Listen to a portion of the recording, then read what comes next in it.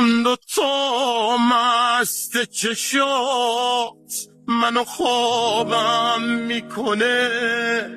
ذره ذره اون نگات داره آبم میکنه. داره میمیره دلم واسه مخمل نگاه،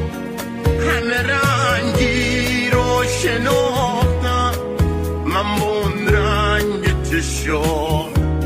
مثل یک رویای خوش پا گرفتی تو شبا از یه دنیای دیگه، قصه ها گفتی برام هنوز از حرم تنت نره میسوزه تنم، از تو سبز زار شده خاک خود